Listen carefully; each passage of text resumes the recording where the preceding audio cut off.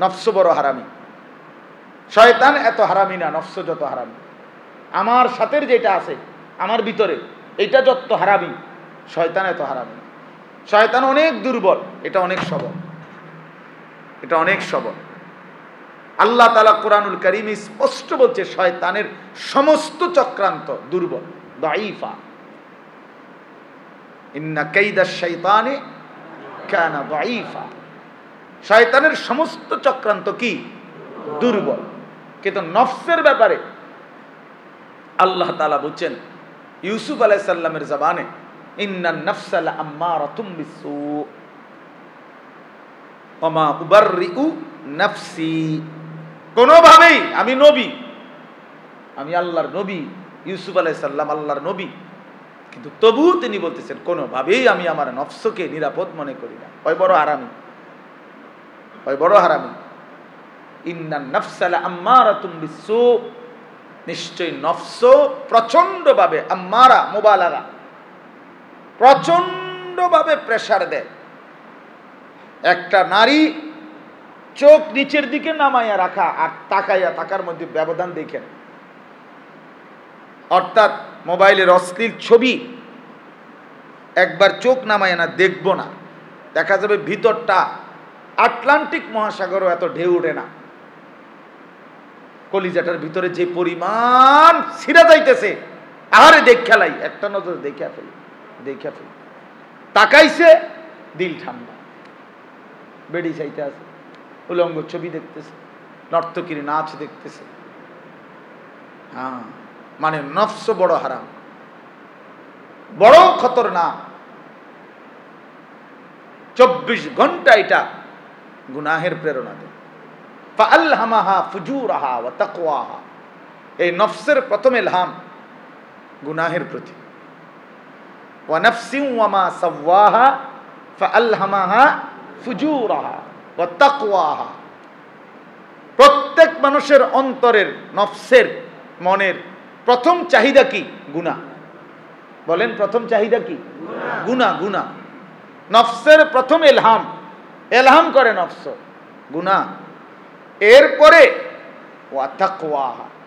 এজন্য নফস প্রথম চায় নারী দেখতে, এরপরে ওইটার চাপ দিয়া, ঘাড় নোয়াইয়া, নিচের দিকে নামাইয়া তাকওয়া মানে গুনাহ থেকে ফিরতে হয়। এজন্য প্রত্যেক মানুষের অন্তরের প্রথম চাহিদা, নফসের প্রথম চাহিদা গুনাহ। গুনাহ, গাফলতি, খামখেয়ালি, অবহেলা, নাফরমানি, অবাধ্যতা। এরপরে ওইটাকে শক্ত করে ওইটার ঘাড়ে পাড়া দিয়া এরপরে নিজেরে তাকওয়ার কাছে নিতে হবে। এই জন্য তাকওয়া দ্বিতীয় স্তরে লেখা। ও তাকওয়া আমরা আমাদের উস্তাদদের মুখে শুনছি এটা, যে নফসের ঘাড়ে পাও দিয়ে তারপরে তোমার তাকওয়ার কাছে যাইতে হবে। যাই হোক ভাই আমার, এজন্য আমি বললাম প্রিয় ভাই, এই যারা উপস্থিত হইছেন আমার মুরব্বীরাই মূলত বয়ান করবে।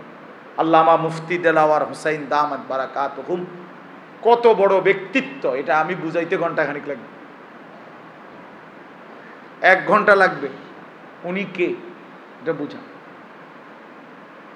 এই গোটা বাংলাদেশের মধ্যে যদি একেবারে প্রথম সারির সর্বশ্রেষ্ঠ বাংলার 3 জন মুফতি, 3 জনও ধরা হয়, প্রথম 3 জনের মধ্যে আল্লামা মুফতি দেলাওয়ার হোসেন অন্যতম একজন।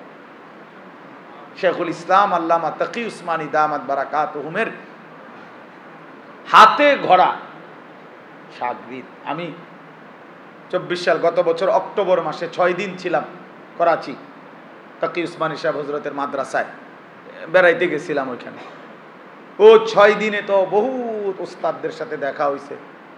তো মুফতি দেলোয়ার হজরত মৌলানা আব্দুল মালিক, মুফতি মিজান সাহেব, আমাদের শেখ জাকারিয়া, মুফতি মিজানুর রহমান সাঈদ হুজুর, এই 3 জনরে চিনে না দারুল উলুম করাচির মধ্যে এমন কর্মচারীও নেই এই পাকিস্তানে। মানে এই 3 ব্যক্তিত্বকে চেনে না এমন কর্মচারীও নাই ওইখানে। 3 জন সুপারস্টার ওইখানে সবাই চেনে ওনাকে। এত বেশি পরিমাণ মেহনতি ছাত্র ছিলেন ওনাদের, কলিজার টুকরা ছাত্র আমাদের বর্তমান যিনি খতিব সাহেব, আর এই আজকে যেই হজরত আসছেন, এবং মুফতি মিজান সাহেব, আরও আছে, এর মধ্যে অন্যতম ওনারা। তো হজরত ইনশাল্লাহ বয়ান করব। তো মাঝখান দিয়ে আমি ওই মোবাইলের প্রসঙ্গে কথাটা বলতে গিয়ে ভাইয়া এটা বলছি, আজ আমাদের জিন্দিগির সবচাইতে বড় সংশোধন মোবাইলের সঠিক ইস্তেমাল।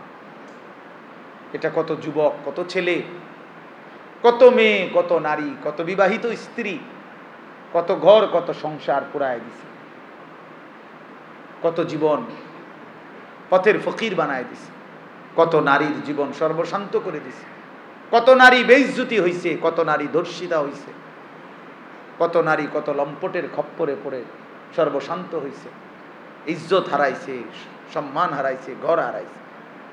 সকল কিছুতে এই মোবাইলের অবদান অসংখ্য। আমারও তো ছোট্ট একটা মাদ্রাসা আছে, প্রায় 450 ছাত্র আছে আলহামদুলিল্লাহ। তো প্রত্যেক বন্ধের পরে, প্রতি বন্ধে, যখনই মাদ্রাসা বন্ধ হয় 3 মাসে, এই বন্ধের পরে আবার যখন মাদ্রাসা খোলে 2-4 জন ছাত্র আমরা হারাই, আসে না। প্রত্যেক বন্ধে এটাও একেবারে পরীক্ষিত, 2 জন ছাত্র আসছে না, 3 জন আসছে না। এবং সমস্ত ছেলেগুলোর তদন্ত করলে কি কারণ? কারণ একটাই, এই 1 সপ্তাহ বাড়িতে ঢুইকা পাঞ্জাবিরা যে খুলছে, আর মাদ্রাসা খোলার দিন পর্যন্ত এক টানা হয় মার মোবাইল, নয় বাপের মোবাইল, নয় বড় ভাইয়ের মোবাইল, নয় চাচার মোবাইল, নয় দুলাভাইয়ের মোবাইল, কারো না কারো একটা মোবাইল নিয়ে যে এই বের হইছে, এক টানা এটার কোডি মোডি উড়াইয়া শেষ। এটারে অনবরত টিপতে টিপতে এবার শনিবার দিন যখন বাড়ি থেকে মাদ্রাসায় যাইতে বলতেছে, হয় প্রথম হয় মনে মারে, ও খানা বালানা, মানে একটা 9-6 মিথ্যা কথা, অথবা বাড়ির থেকে ভাগ্যা গেছে, অথবা কোনো দিকে চলে গেছে, হে পড়তো না। ওই আসল কথা হলো কি? আসল কথা হলো এই নেশা পাগল বানায় ফেলছে, পরে বেসামাল বানায় ফেলছে। এই জন্য প্রিয় তালিব ইলম, আমি এক তালিব ইলমের মতো হয়ে অনুরোধ করছি, দোস্ত আমার, বন্ধু আমার, এমন সুন্দর জিন্দিগি যেন মোবাইলের আসক্ত হয়ে নষ্ট না হয়। হিম্মত করতে হবে।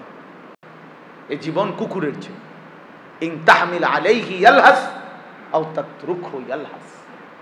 প্রিয় ভাই, আল্লাহ তাআলা বলেন কুকুরের স্বভাব, কুকুর কেউ তাকে মারবার জন্য যদি লাঠি তোলে, তাইলেও সে দৌড়তে দৌড়তে জিহ্বা হাঁফায়, মানে জিহ্বা বাহির করে এরকম হাঁফায়।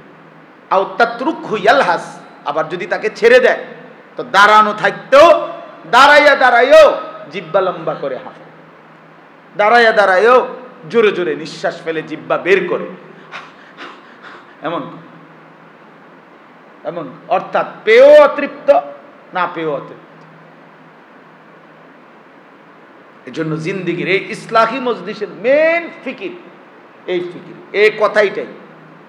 সমস্ত আউলিয়া, বুজুর্গ, পীর, মাশায়েখ, শায়েখে তরিকত, তাসাউফ কি, তাজকিয়া কি, আধ্যাত্মিকতা কি, এই সব কিছুর কথা এইটাই। এই যুগে যুগে যত পীর ছিলেন, বুজুর্গ ছিলেন, আউলিয়া ছিলেন, মাশায়েখ ছিলেন, সমস্ত কথা ওনারা কি ফিকির করছেন, কি মেহনত করছেন, তাজকিয়া করছেন কি, ওয়ায়ুযাক্কিহিম। নবী সাল্লাল্লাহু আলাইহি সাল্লামের একটা মেহনত ছিল তাজকিয়া, আত্মসংশোধন। এটা মানেই হলো ইসলাহে নফস, নফসের বিরুদ্ধাচরণ।